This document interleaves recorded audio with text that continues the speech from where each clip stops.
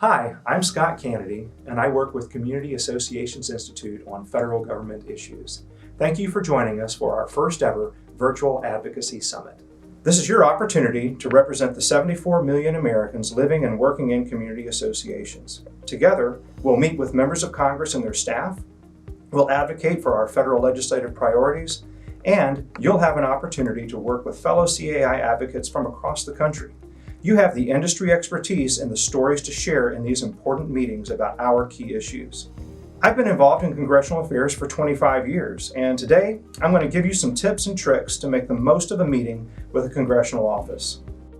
First, federal legislators have staff for specific policies, and for that reason, your meeting may include or solely be limited to legislative aids, and that's okay. But make sure you come prepared.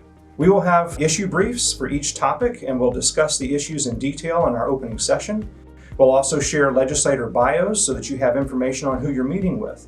But it's important for you to do your homework ahead of time and then to review this information again before each meeting.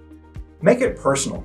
If you have a story about how an issue has impacted you, let them know. A concise, compelling story from a constituent is one of the most effective tools in lobbying and in influencing federal legislators. And finally, time is limited, so expect your meetings to last no more than 20 minutes, so being organized is important. To help with organizing your meeting and managing your time, follow these steps. Before your meeting, get together with your fellow advocates, even if it's just for 10 to 15 minutes before the meeting start time. Identify a group leader and a meeting note taker. During your meeting, have the group leader introduce everyone and ask the legislator to introduce themselves and any staff that they have in the meeting. Give an overview of community associations in the state and explain our key federal issues. Then ask the legislator or their staff to take the requested actions and use a short and impactful personal story, if you have one, to drive home the point and why the ask is so important.